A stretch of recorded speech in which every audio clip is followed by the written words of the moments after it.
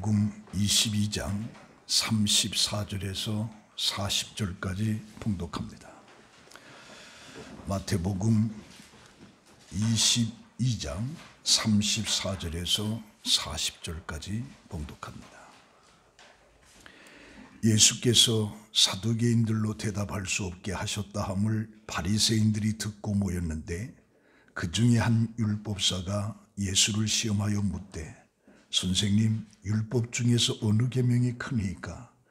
예수께서 이르시되 내 마음을 다하고 목숨을 다하고 뜻을 다하여 주 너의 하나님을 사랑하라 하셨으니 이것이 크고 첫째 되는 계명이요 둘째도 그와 같으니 내 이웃을 내 자신같이 사랑하라 하셨으니 이 두 계명이 온 율법과 선지자의 강령이니라.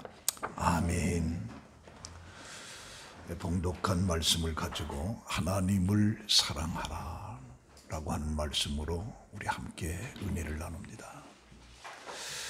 9월 달에 신명기의 쇠마를 통해서 내 하나님을 사랑하라 라고 할 때 하나님을 사랑한다라고 하는 것이 뭐냐? 그 말씀에 순종하는 것, 그리고 그의 마음을 본받는 것, 그와 함께 동행하는 것. 자, 그런 차원에서 내 하나님을 사랑하라. 오늘은 마태복음 22장의 율법사의 그 질문을 통해서 내기 19장의 말씀으로 쇠마의 내용인데 하나님을 사랑하라 할 때 이제 좀 다른 측면에서 말씀을 함께 나누고자 합니다. 미국의 그 틀레인 대학교의 경영대학원의 리사 아모스라고 하는 교수가 있습니다. 그는 자신의 추정치에 근거해서 이렇게 말합니다. 성공한 사업가가 그 자리에 오르기까지는 평균 3번에서 8번까지 실패한다. 그러나 이들은 굴하지 않고 계속 도전을 한다. 어떻게 그렇게 할 수 있는지는 알 수 없다라고 아모스 교수는 말을 하게 됩니다. 근데 그 아모스 교수가 찾지 못한 그 답을 일본의 리코의 회장이 된 이치무리 기요시가 그 답을 들려주고 있습니다. 그 이치무라는 은행 지점장으로 있던 그때의 대공황의 여파로 은행이 문을 닫자 이제 직업을 잃게 되고 생명보험회사 외판원이 됩니다. 정식 급료는 없이 보험 계약을 따오면 수당을 주는 것이었습니다. 그는 당시 보험 영업의 불모지가 다름없던 구마모토에 배치돼서 매일 아침 8시에서 밤 10시까지 열심히 뛰었습니다. 하지만 10월달, 11월달, 12월이 되도록 단 한 건의 계약도 성사시키지를 못했습니다. 당연히 수입도 없었고 더구나 자꾸 찾아가다 보니까 그 주인들로부터 지겹다라고 하는 소리를 면전에서 들어야만 했습니다. 그는 결국 보험 외판을 시작한 지 68일째 되는 12월 23일에 토요일 아침에 아내 앞에 덜썩 주저앉았습니다.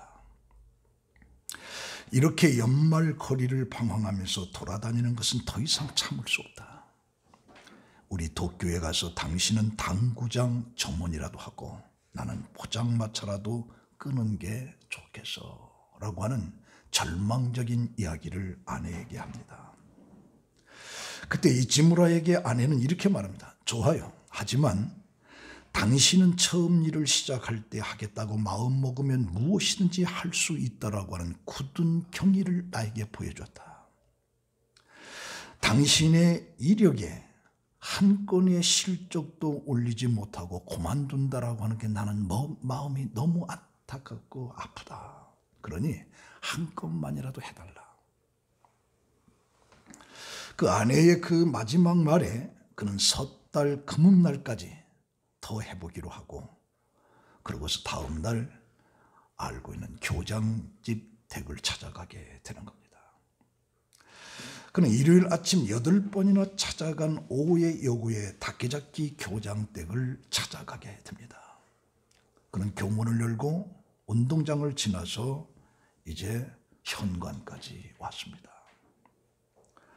근데 이번에도 틀림없이 가정부가 나와서 선생님은 지금 외출 중입니다 라고 할 것 같아서 창피한 마음에 초인종도 누르지 못하고 다시 학교 운동장을 가로질러서 교무로 나가려고 하는데 그때 아내가 말했던 그 마음이 떠올라서 그래 이번 한 번만 더 해보자. 그리고 용기를 내서 현관문에 서고 초인종을 누르게 됩니다. 가정부가 그런데 의외로 반갑게 맞아주면서 미닫이 문이 열리면서 다케다케 교장이 얼굴을 내미는 거예요. 그러면서 아 오셨군요. 안 그래도 기다리고 있었습니다. 이치무라는 너무 어리둥절해서 어떻게 안으로 들어갔는지도 모를 지경이었습니다. 그런데 다케다케 교장이 입을 엽니다. 당신은 오늘로 9번을 우리 집을 찾아왔습니다. 만약에 다시 찾아온다면 이번에 보험을 가입할까 하고 아내하고 의논을 했습니다. 그러면서 과정을 얘기하는 거예요. 이제 당신이 거절당하면 그냥 돌아가되 반드시 편지를 보냈습니다. 처음에는 읽지도 않고 휴지통에 집어던졌습니다. 근데 5번 정도 되니까 글씨도 훌륭하고 정성이 넘친다는 사실을 알게 됐습니다.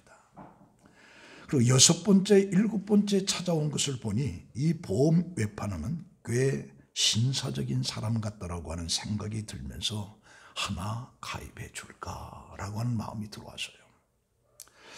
8번째로 왔다 갔을 때 그래 다시 온다면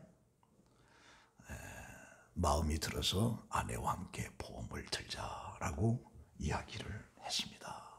이 말을 들은 이치무라는 뭐라고 말할 수 없는 기쁨과 감동에 휩싸였습니다.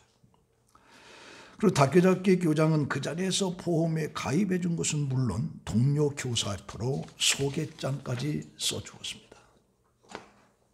이 교사 역시 그의 태도에 마음이 움직이고 있었다면서 보험을 가입을 해준 겁니다. 그 뒤부터 일사천리간이었는데 68일간 단 한 건의 실적도 없던 그가 연말까지 불과 일주일인데 수십 건의 보험 계약을 체결했고 보험에 대한 자신감도 갖게 됐다. 사실 이치무라가 현관 앞에서 초인종을 누를까 말까 망설이고 있을 때 성공은 이미 결정되어 있을지도 모른다는, 마지막으로 한 번 더 찾아가 한 번 더 누른 초인종이 그의 성패를 결정지었다라고 말하고 있어요. 그래서 그가 이런 말을 합니다. 어떤 일이건 섣불리 단념해서는 안 된다. 마지막 땀 한 방울을 더 흘릴 때까지 말이다. 나는 이 일을 계기로 종이 한 장 차이의 의미를 가슴 깊이 깨달을 수 있었다라고 이야기를 하기는 거죠. 우리 시편 42편 1절에 보면 하나님의 사슴이 시냇물을 찾기에 갈급함같이 내 영혼이 주를 찾기에 갈급하나이다. 내 영혼이 하나님 곧 살아계신 하나님을 갈망하나니 내가 어느 때에 나아가서 하나님의 얼굴을 배울까. 그리스도인들은 끝까지 하나님을 찾고 끝까지 갈망해야 된다라고 하는 것을 우리에게 보여주고 있습니다. 오늘 말씀에 한 율법사가 예수를 시험하기 위해서 선생님이 율법 중에 어느 계명이 큽니까? 라고 묻습니다. 그때 예수님께서는 마음을 다하고 목숨을 다하고 뜻을 다해서 주 너희 하나님을 사랑하라. 이것이 첫째 되는 계명이라고 말씀합니다. 그러면 왜 바리새인이 율법사가 율법 중에 어느 계명이 크냐고 묻느냐라고 할 때 율법 중에는 엔토노무라고 하는 말인데 이 노무라고 하는 것은 일반적인 규칙, 법규, 원리, 모세 오경 그리고 구약 성경 전체를 가리키는, 한마디로 말하면 너무 방대한 그런 율법을 노무라고 얘기합니다. 그래서 이런 율법을 유대인들은 613개로 나누고 있어요. 613개로 나누면서 그 중에 248개는 중요한 율법, 그리고 365개는 덜 유명한 중요한 율법이라고 나누어서 가르치고 있는 거예요. 그러다 보니까 유대인들은 중요한 248개와 덜 중요한 365개의 사이 속에서 논쟁이 끊이지를 않습니다. 어느 것이 중요한 율법이냐, 어느 것이 덜 중요한 율법이냐라고 하는 것이 평상시에 유대인들의 논쟁이 되고도 있는 겁니다. 타락한 인간은 근본적으로 하나님을 사랑할 수가 없습니다. 왜냐하면 인간은 타락으로 인해서 하나님과의 교제가 단절되어 있기 때문입니다. 그러나 예수 그리스도를 믿는 사람들에게는 예수 그리스도의 십자가에 피 흘려주심으로 하나님과 화목이 된 거죠. 그래서 골로새서 1장 20절에 보면 그의 십자가의 피로 화평을 이루사 만물 곧 땅에 있는 것들이나 하늘에 있는 것들이 그로 말미암아 자기와 화목하게 되기를 기뻐하심이라. 다시 말하면 예수 그리스도의 십자가의 피를 통해서 하나님과 화목이 되었다라고 하는 이 사실을 큰 하나님이 준 은혜라고 하는 얘기예요. 은혜라. 이걸 믿는다라고 하는 얘기인 겁니다. 그래서 오늘 이 봉독한 말씀을 통해서 십자가의 피를 통해서 하나님과 단절됐던 우리가 하나님과 화목이 되었다라고 하는 이 엄청난 이 은혜를 아는 자는 하나님을 사랑한다, 그런 얘기예요. 하나님을 사랑한다. 그래서 신명기 6장 4절에서 9절까지가 쇠마라고 하는데 그 쇠마의 내용이 뭐냐? 하나님을 사랑하는 거예요. 마음을 다하고 목숨을 다하고 뜻을 다해서 하나님을 사랑하라. 하나님을 사랑하라. 이게 구속의 은총을 예수 그리스도의 십자가의 피를 통해서 구원받았다는 이 사실을 정말 아는 사람은 쇠마, 마음을 다하고 뜻을 다해서 하나님을 사랑한다라고 하는 얘기예요. 그렇다면 하나님을 사랑한다라고 하는 게 대체 뭐냐? 여러 가지가 있겠습니다만 오늘은 첫 번째, 하나님을 신뢰하는 것이다. 신뢰라고 하는 말은 믿는다라고 하는 말, 확신한다라고 하는 뜻인데 이 신뢰는 하나님에 대한 성도들의 태도입니다. 그래서 히브리서 11장 6절에 보면 믿음이 없이는 하나님을 기쁘시게 하지 못하나니 하나님께 나아가는 자는 반드시 그가 계신 것과 또한 상 주시는 이심을 믿어야 할지니라. 여기에서 믿음이 없으면 하나님을 기쁘시게 할 수 없다고 그랬어요. 그런데 그 믿음이 뭐냐? 하나님이 계신 것, 그리고 그가 상 주시는 이, 이런 믿음을 가지고 있는 자가 하나님을 기쁘시게 할 수 있다고 말하고 있습니다. 하나님의 존재가 의심된다면 그는 하나님께 나아갈 수 없는 겁니다. 하나님의 존재가 믿어지지 않는다고 하면 하나님을 사랑한다라고 하는 말은 거짓말이에요. 하나님이 보이지 않으나 하나님의 존재에 대해서 우리는 믿어야 되고, 믿음이 없이는 하나님을 기쁘시게 할 수 없고 하나님께 간다라고 하는 것이 불가능하다라고 하는 것을 성경에서 말하고 있는 거예요. 그러면 하나님께 나아간다라고 하는 것은 단순히 하나님의 존재가 있다고 믿는 것과 다른 차원의 지식입니다. 하나님의 존재를 믿는 믿음은 사탄도 가지고 있습니다. 마귀도 가지고 있어요. 야고보서 2장 19절에 내가 하나님의 한 분이신 줄을 믿느냐? 잘하는도다 귀신들도 믿고 떠느니라. 하나님이 살아계시다라고 하는 이 존재 자체만을 믿는 것은 사탄, 마귀도 다 믿고 있다, 그 얘기예요. 여기서 말하는 믿음은 그게 아니라네. 하나님이 계시다라고 하는 것을 믿는 것은 하나님의 행위와 그에 대한 선포된 말씀과 존재의 실존을 믿는 겁니다. 하나님이 자기의 형상대로 만드셨다라고 하는 이 계시를 신뢰하지 않는 사람은 절대로 하나님을 기쁘시게 할 수 없습니다. 하나님의 신실하심과 약속과 지혜에 대한 믿음이 없다면 하나님을 기쁘시게 한다라고 하는 것은 불가능하다.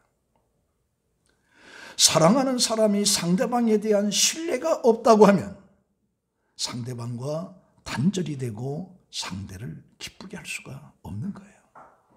남녀도 서로 사랑한다라고 할 때 그 사랑의 고백 속에는 100% 신뢰가 있을 때 그 사랑은 인정을 받는 거예요.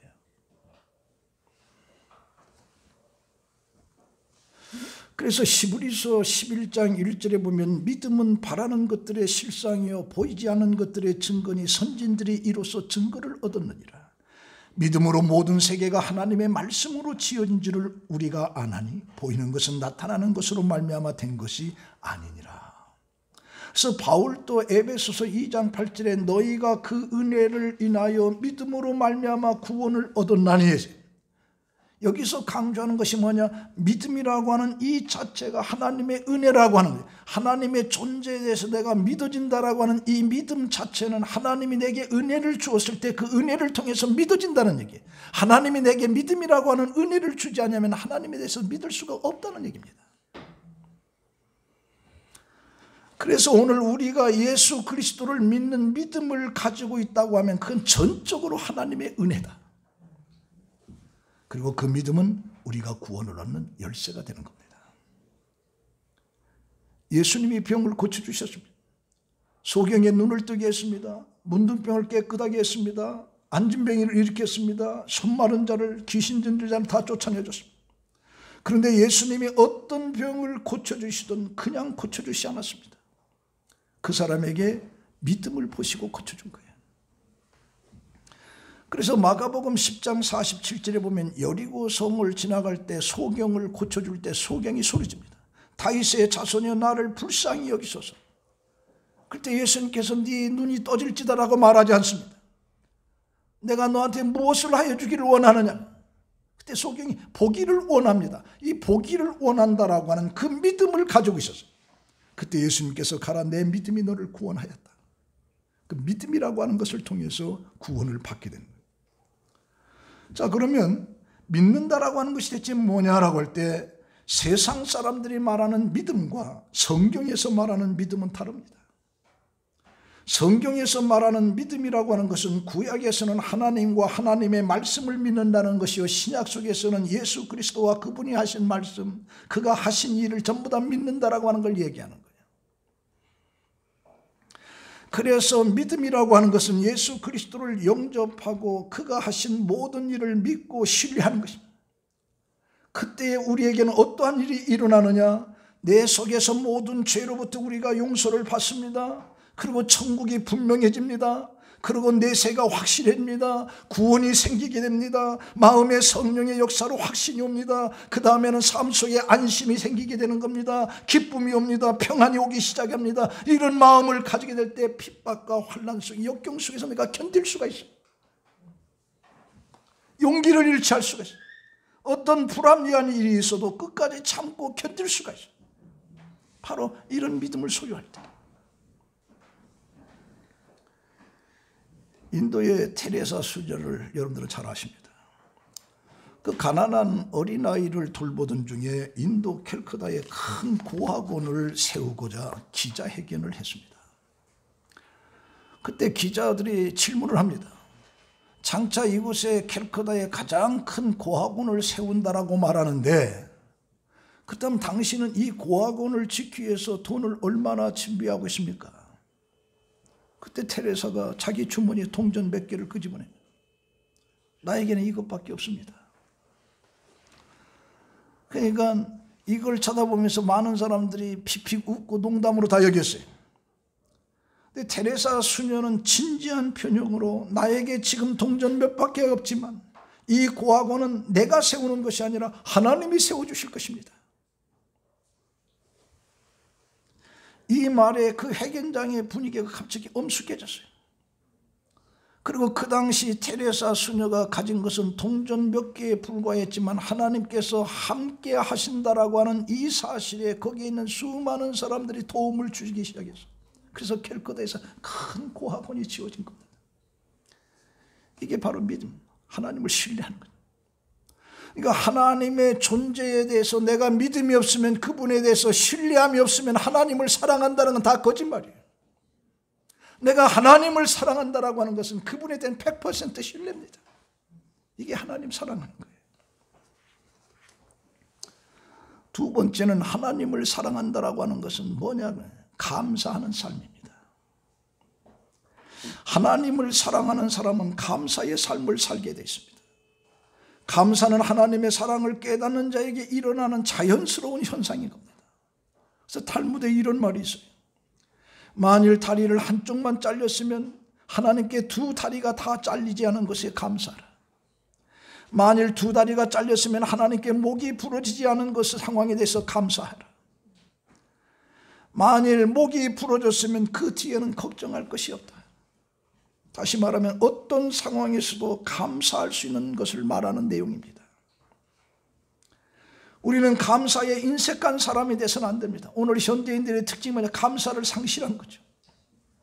감사가 없는 사람은 하나님을 사랑하는 것이 아닙니다.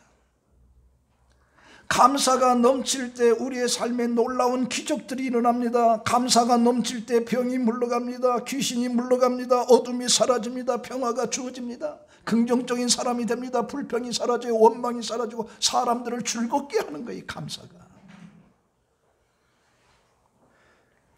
세상에는 두 종류의 사람이 있습니다. 최대 만족을 추구하는 맥시마이저라고 하는, 이 주어진 현실에 만족하고 사는 세디스파이스라고 하는 이 두 종류의 사람이에요. 이 만족의 극대화를 추구하는 맥시마이저는 항상 더 많이, 더 높이를 추구하기에 성취도가 높아서 일에 성공할 가능성이 많습니다. 그러나 자신보다 더 잘 나가는 사람이 옆에 있는 한 만족을 하지 못하는 거예요. 그래서 맥시마이저는 쉽게 행복해질 수가 없습니다. 항상 비교 속에 놓이기 때문에. 반면에 세티스파이스는 이 정도면 괜찮다라고 하는 이 현재에 만족할 줄 아는 사람이에요. 그래서 이 세티스파이스는 현실에 만족할 줄 알기 때문에 변화나 상승 의지에 약해 상대 평가에는 크게 성공하지 못하지만, 그러나 이에 대해서 별로 개의지 않기 때문에 늘 감사의 삶을 사는 것. 그 중요한 것은 맥시마이저는 내적인 기쁨에서 만족이 없어요. 그러나 세티스파이스는 내적 기쁨을 누린다는 거죠. 내가 현실에 가진 건 없어도 이것으로 만족하기 때문에 그 만족 속에 감사가 있다는 거예요. 그러나 그러지 못한 것은 항상 부족함 속에 비교하기 때문에 만족이 없고, 만족이 없기 때문에 감사가 없고, 감사가 없다 보니까 하나님을 사랑하는 마음이 없다, 그 얘기예요. 그래서 잠언 17장 22절에는 마음의 즐거움은 양약이라도 심령의 근심은 뼈를 마르게 하느니라. 그러니까 우리가 끊임없이 많은 것을 소유하는 것보다 더 중요한 것이 뭐냐? 주어진 상황 속에 항상 감사하는 거예요. 이것이 더 중요하다. 1911년 8월 그 프랑스의 파리에 루브르 박물관이 있습니다. 그 루브르 박물관에 그 레오나르도 다빈치의 걸작품이었던 이 모나리자가 도둑맞은 적이 있어요. 당시 파리 시민들은 이 모나리자 그림이 도난당했다는 소식에 박물 앞 광장에 달려와 통곡을 했습니다.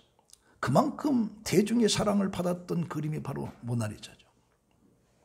흥미로웠던 것은 1913년 11월에 그림을 찾기까지 2년 동안 그 그림이 걸려있던 자리를 보기 위해서 박물관을 찾은 관람객이 도난당하기 이전보다 6배나 더 많았다. 6배나 더 많았고, 그림이 걸려있을 때는 그 그림의 가치와 소중함을 깨닫지 못했다가 잃어버리고 난 뒤에서 그 모나리자 그림이 얼마나 소중한지를 알았는지 6배나 관람객이 그 그림이 없어진 그 자리를 쳐다보면서 온 거예요. 여기서 우리가 알게 된 소중한 것을 알게 되면 거기에 감사는 자연적으로 나오는 거다. 그러면 내가 예수 그리스도 하나님에 대한 소중함을 내가 안다면 감사는 저절로 나오는 거예요. 저절로. 그분의 존재에 대한 소중함을 내가 모르기 때문에 감사도 현찮게 하는 거예요.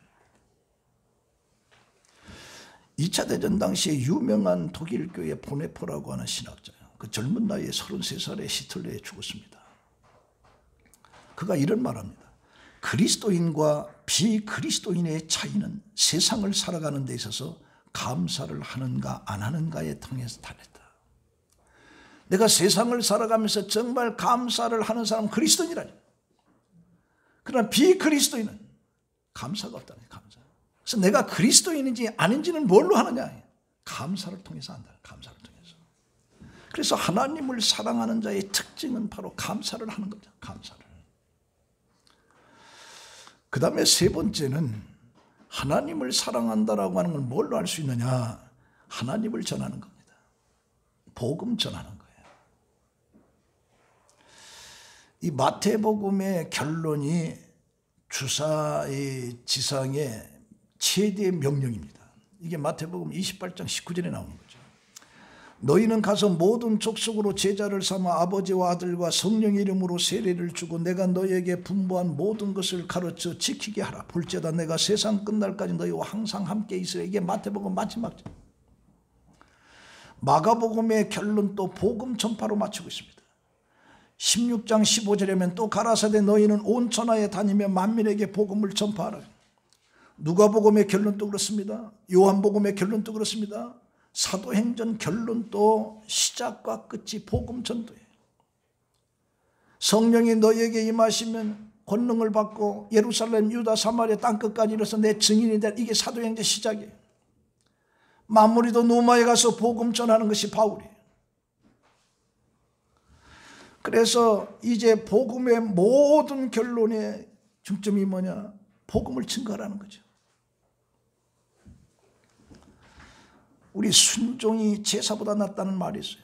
이 불순종한다면 아무리 살찐 소를 가져와도 하나님께서 그 제사를 받아들이지 않는다. 그래서 순종이 제사보다 낫다라고 사무엘 선지자가 그렇게 말하고 있어요. 그러면 우리가 예수님을 전한다라고 하는 것은 영생을 전한다, 천국을 전한다라고 하는 말과 같은 말인데, 하나님이 역사에 가장 크게 쓰셨던 사람들의 특징이 뭐냐? 전부 다 전도예요. 전도. 그 첫 번째가 바로 바울이죠. 바울이 대표적인 인물이에요. 바울은 전도에 미친 사람이에요. 사도행전에 나오는 위대한 인물들도 전부 다 전도에 미친 사람들입니다. 감리교의 창시자 요한 웨슬레도 전도에 미친 사람이에요. 그 말을 타고 미국 전역을 돌아다니면서 복음을 증거한 겁니다. 구세군의 창시자 부추도 마찬가지. 현대 선교의 아버지라고 하는 윌리엄 캐린, 20세기의 최고의 전도자 무디나 찰스 피지, 빌 브라인트, 빌리 그리암, 전부 다 철저하게 전도라고 하는 것에 순종의 삶을 살았던 사람들. 그러니까 복음을 전하는 자가 하나님을 사랑하는 겁니다. 복음을 전하지 않는 자는 하나님을 사랑한다라고 하는 것에 문제가 있어요.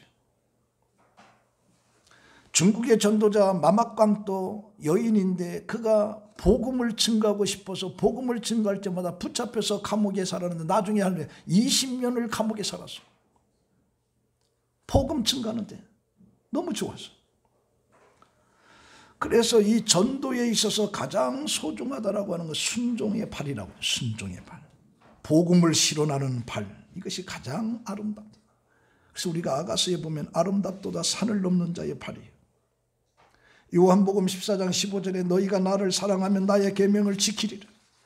사람이 나를 사랑하면 내 말을 지키리라.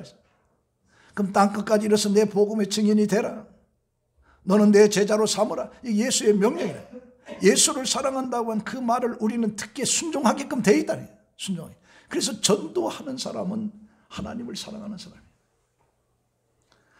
전도에 미쳤다라고 하는 말은 그리스도를 사랑을 전하는 일에 미쳤다는 얘기죠. 그래서 고린도후서 5장 13절에 우리가 만일 미쳤어도 하나님을 위한 것이라. 그러면서 그리스도의 사랑이 우리를 강권하시는도다. 다시 말하면 그리스도의 사랑에 꼼짝달싹보다도 붙잡혀 있다는 거예요. 사랑의 열병에 걸렸다는 얘기예요.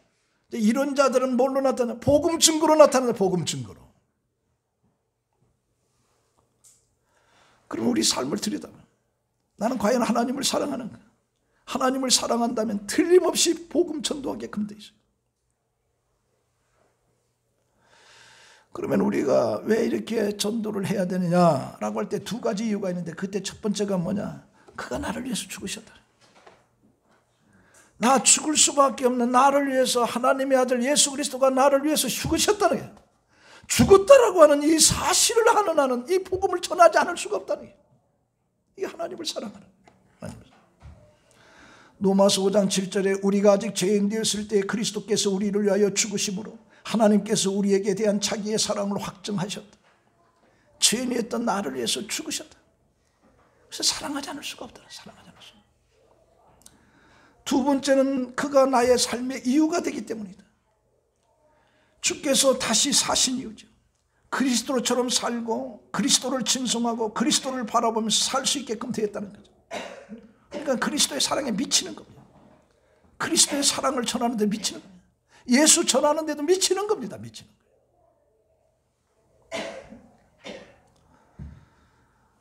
그러면 왜 우리가 전도를 해야 되느냐?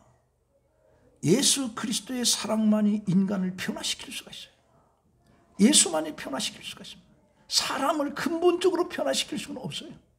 예수의 사랑만이 우리를 변화시킬 수가 있다. 그래서 인간이 가장 큰 존재의 갈망이라고 하는 것은 변화의 갈망인데, 바로 이 변화의 갈망이라고 하는 것은 예수 그리스도의 진정한 사랑을 알고 깨달을 때 진정한 내가 변화가 일어나는 거예요. 여기서 100번을 얘기해도 변화가 일어나지 않아요. 부모가 자식을 잘 되라고 아무리 얘기해도 변화가 안 됩니다. 변화는 예수 그리스도를 진짜 내가 알 때, 그때 변화되는 거예요. 그때 변화. 그리고 우리는 왜 예수를 전해야 되느냐? 예수 그리스도의 그 사랑만이 인간과 하나님과의 화해를 시킬 수가 있어요. 우리 인간의 문제는 범죄함으로 인해서 하나님으로부터 단절됐고, 단절된 것이 우리의 인간의 멸망이거든요. 그러나 단절이 다시 화해를 될 때 모든 것들이 회복된다. 이게 예수 그리스도를 통해서, 그래서 복음을 전도해야 된다. 그래서 우리는 예수 그리스도를 통해서 하나님과 우리 사이의 관계가 회복이 되었는데, 바로 이 회복이라고 하는 것에 우리로 하여금 직책을 주셨다. 그래서 우리는 복음을 증거하면서 하나님을 알지 못하던 그들의 단절된 세계를 다시 화목으로 만드는 데 결정적인 역할을 바로 전도해요. 그래서 우리는 복음을 증거하는 거예요. 한마디로 얘기하면 예수를 정말로 사랑하는 사람은 예수를 전하게끔 되어 있습니다. 여러분들 예수님 사랑하십니까? 사랑하십니까? 사랑하는 걸 뭘로 보여줘요? 전도입니다. 전도예요. 그 빌리 그리함의 그 전도 대원 중에 단 피아트라고 하는 사람이 있었습니다.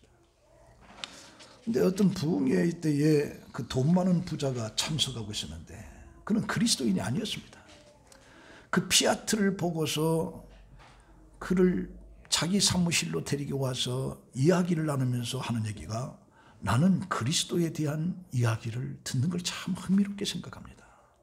그런데 지금 100만 불짜리 사업 계약을 하기 위해서 두 사람이 나를 기다리고 있습니다. 오늘 밤에 내가 당신에게 전화할 테니까 그때 만나서 나하고 이야기합시다. 그래서 이야기의 끝맺음을 맺읍시다. 근데 이 피아트가 밤중까지 기다렸으나 전화 연락이 없습니다.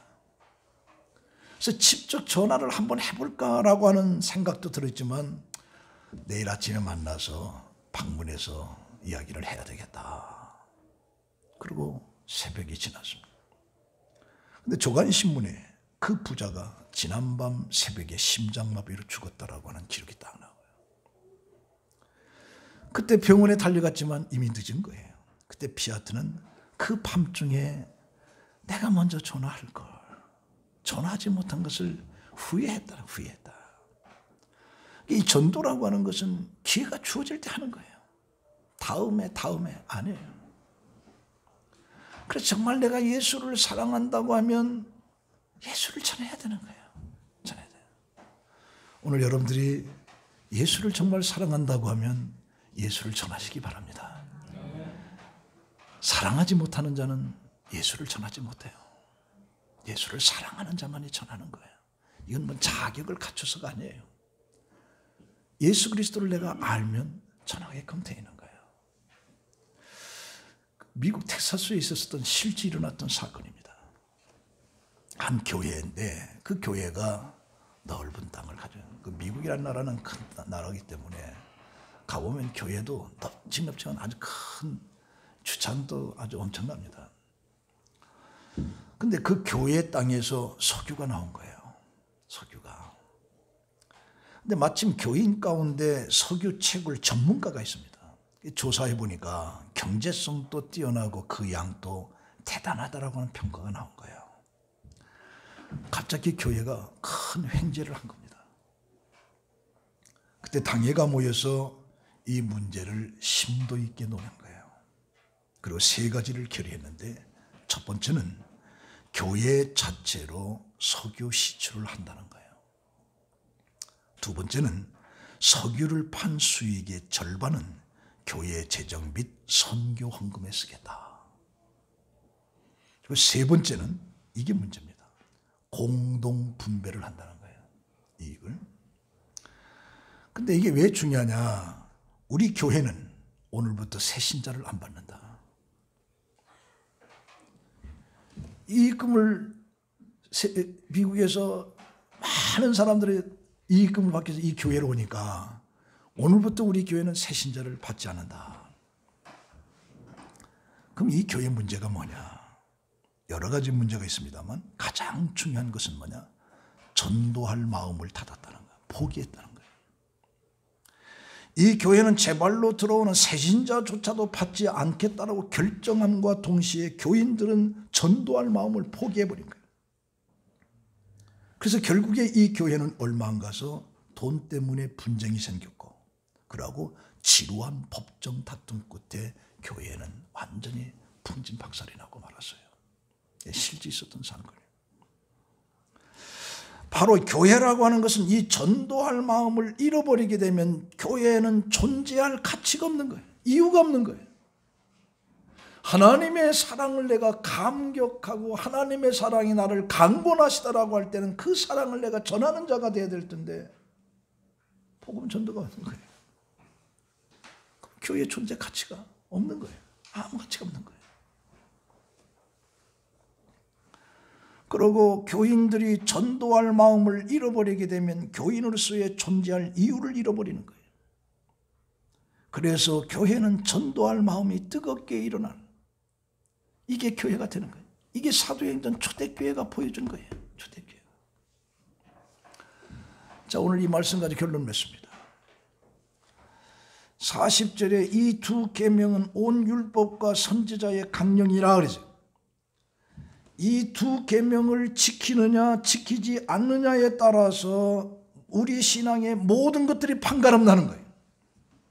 말하자면 아무리 신앙인으로 행세하고 문자적으로 종교적인 의식을 지킨다 할지라도 이 두 계명을 지키지 않으면 그런 참된 신앙인이 될 수 없다는 것이죠.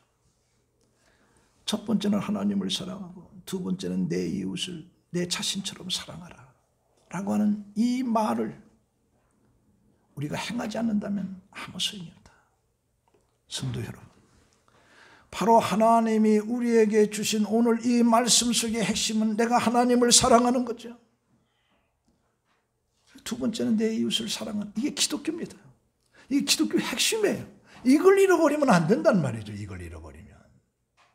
그래서 여러분들이 내가 하나님을 믿는다는 건 뭐냐, 하나님을 사랑한다는 것이 뭐냐 라고 하는 것이 구체적인 행동, 그 행동을 통해서 하나님을 사랑한다라고 하는 것을 여러분들이 실질적으로 삶 속에 보여주면서 사는 여러분들의 신앙이 되기를 예수의 이름으로 축원합니다.